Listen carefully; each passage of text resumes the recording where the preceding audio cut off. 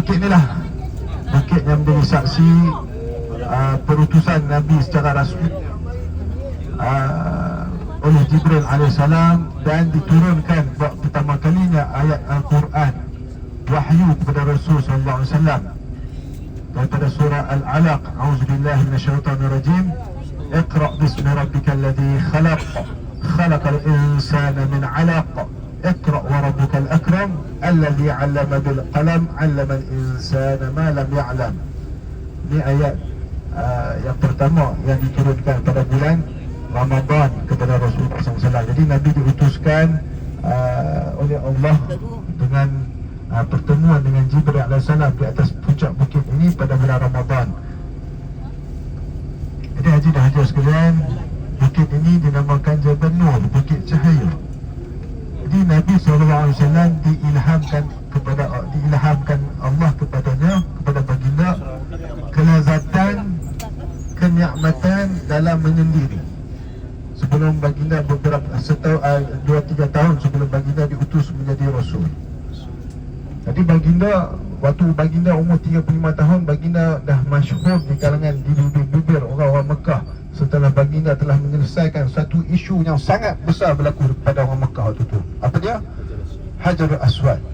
Ketika mana orang Mekah, pemimpin pakat berebut untuk menyatakan suku mereka lah yang lebih berhak untuk meletakkan kembali Hajar Aswad ke tempatnya, sehingga akan kalau kata berlanjutan ni boleh berlaku perang antara suku-suku Quraisy ni. Akhirnya ada satu orang bijaksana, dia kata, biarlah kita kembalikan keputusan ni kepada Tuhan pemilik Kaabah. Kita biarlah Allah yang memilih sesiapa yang masuk awal ikut pintu Bani Syaibah ni, dialah yang akan buat keputusan dalam permasalahan kita. Maka pada waktu subuh tu mereka, kau benar seorang Nabi, maka datangkan pokok tu ke sini. Maka Nabi panggil pokok tu, datang kepada Nabi dan dia bersalam dengan Nabi. Kemudian Nabi perintahkan untuk dia kembali. Nama apa atas yang cabar Nabi ni? Dia ni penggustinya hebat lah, kan? Macam contohlah, kita semua kenal Mike Tyson ni hebat, gusti. Tiba-tiba lawan dengan Nabi, kan? Dia cakap, kalau kau betul-betul seorang Nabi, kalahkan aku. Kemudian bila bergusti, dia kalah. Nabi ni kekuatan dia.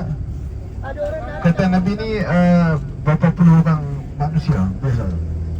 Semua Nabi ni Allah beri kekuatan 10 orang lelaki, 10 ke 20 orang lelaki secara fitrah dia. Jadi Nabi bila berlawan gusti dengan dia, setiap kali dia bangun jatuh, Nabi kilah, kan? Macam Habib pusing lah dia. Tiba-tiba je dia kalah, dan dia tak mau nak mengakui kenabian. Dia masih kafir, engkar. Dia cabar Nabi, kalau kau betul seorang Nabi, bawakan pokok tu pula, pokok tu datang. Dan dia kata, ini sungguh sihir yang nyata kamu Muhammad, kan? Tak mau nak mengaku, tak mau nak menerima kebenaran daripada apa yang Nabi SAW bawa. Jadi peristiwa tu, yang pokok tu lah dibangunkan masjid, namakan masjid pokok, Masjid Syiarah. Tempat yang Masjid Jin tadi ni, waktu tu peristiwa Nabi dengan Abdullah bin Mas'ud, kan? Waktu Nabi balik Taif dalam keadaan cerita Allah telah Nabi telah membaca Quran, dan ada segerombolan jin yang ketika mana mereka melintasi Nabi, mereka telah mendengar bacaan Al-Quran daripada Rasulullah SAW. Kemudian mereka pun telah bertemu dan memanggil beberapa di kalangan mereka untuk berbaiat dan masuk Islam dengan Nabi. Jadi waktu Nabi ajak Urwah bin Mas'ud untuk teman Nabi. Dan Nabi ni dibesarkan oleh Abu Talib. Nabi lahir tak ada ayah sewaktu Nabi masih dalam kandungan.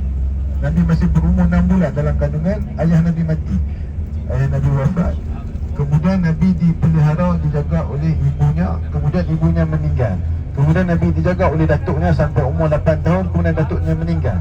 Kemudian Nabi dijaga oleh Abu Talib sampai Abu Talib meninggal.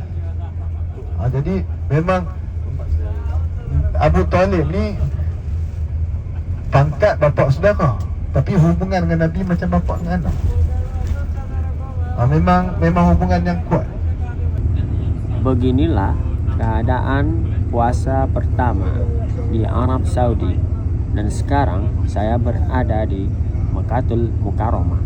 Inilah perkarangan di hadapan Hotel Royal Majestic yang berhadapan dengan menara jam antara menara yang tertinggi di dunia dan dipanggil Clock Tower. Tinggi sekali. Dan kalau kita straight ke sini menuju ke arah Masjidil Haram, keadaan di sini sangatlah sesak. Orang ramai sangat memenuhi menuju ke Masjidil Haram.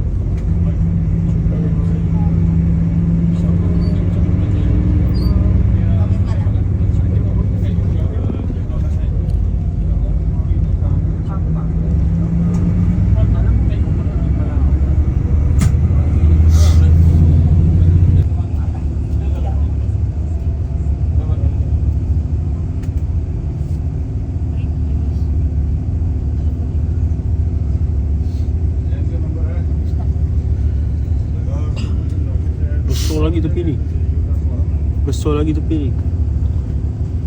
Tengok besar lagi tu.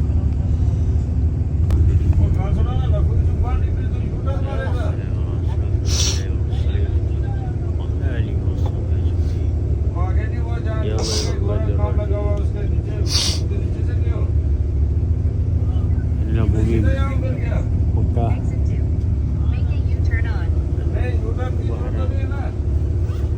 Murahkan rezeki kita bersama. Lepas lagi jemputan daripada Allah SWT. Jemputan tadi ni pun dah rasa macam tak cukup hari. Saya nak kalau boleh terawih malam ni sekali lagi dengan Imam Sudais.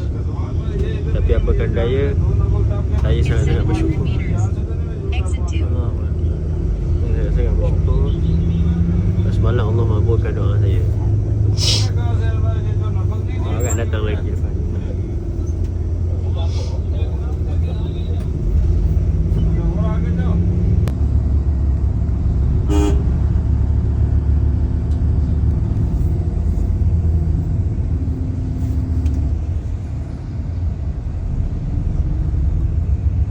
Nasi Kandar Madinah.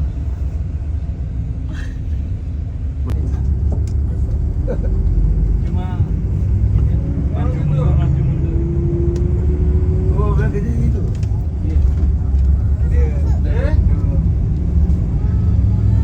Oh, menghalang orang tak kenal masuk.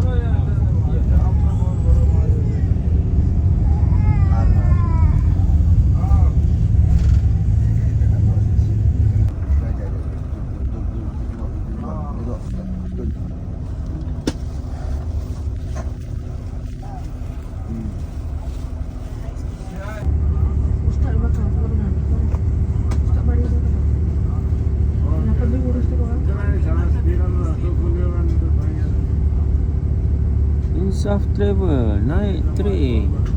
Yang tak naik train bakhil.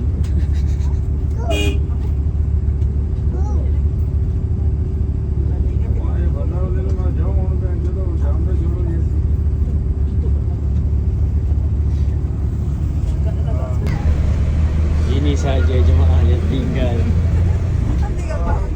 Jemaah yang tinggal akan pergi ke Madinah.